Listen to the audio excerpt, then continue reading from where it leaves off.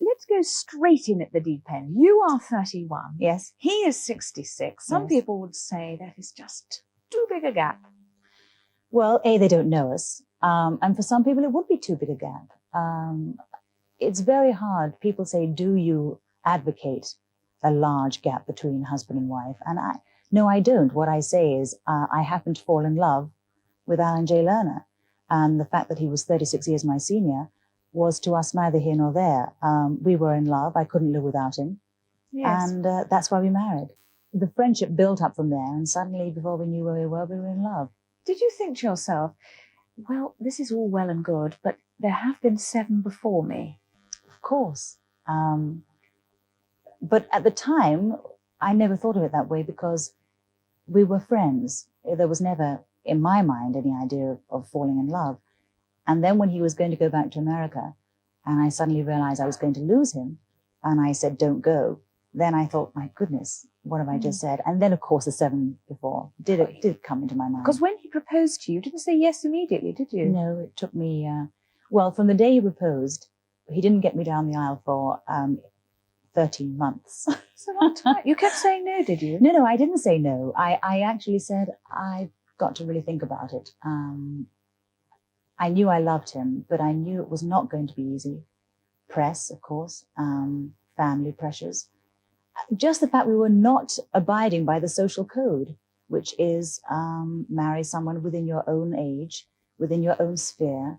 I mean, he was a huge star. He's a much bigger star than I am. My goodness, he's a legend in his own time. Your family's reaction is interesting. Your father, was he then a policeman Yes, still? he was. Yes, he was a policeman. And, I mean, they must have thought, what's she doing? Well, exactly. They thought, what was I doing anyway by being in show business, I'm sure, initially, because nobody in my family had entered show business. And they accepted that, and they grew to love the fact that I was a singer or dancer, then leading into an actress. But then meeting Alan J. Lerner and falling in love with Alan J. Lerner was a big hurdle for them to take because he's in a world totally outside theirs. And the age was a big stumbling block. What did they say? Did they actively try to put you off? No, they didn't. I think they realized there would be no point in doing that because when parents try to do that, you dig your heels in. Yes. And as you know, we're both Taurians and being rather bullish that way. Very stubborn. Very stubborn. So if they had done that, I would have rebelled totally. So they were just rather cool, hoping it was going to blow over.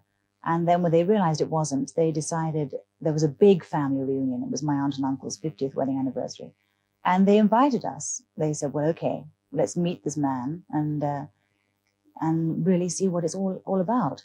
And so when we said yes, I think they were stunned. I think they expected us to go up to Cambridge in a church hall. And Alan met everybody, all my aunts and uncles. He danced with all my aunts. He played games, like pass the orange under the chin. He's never done anything like that. And they realized he was a wonderful man, charming, and he loved me. And that's really, when they saw that he loved me and that I loved him, we were very happy. Then their fears went. Your husband is a good-looking man. Mm-hmm. There must be other ladies who make advances to him. Well, yes, of course. You being a Taurian, I might suspect you'd be rather jealous of that.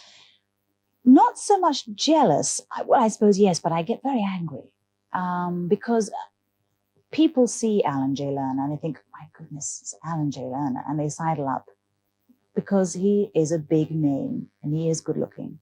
And I think they always hope something might rub off on their shoulders if they rub against him.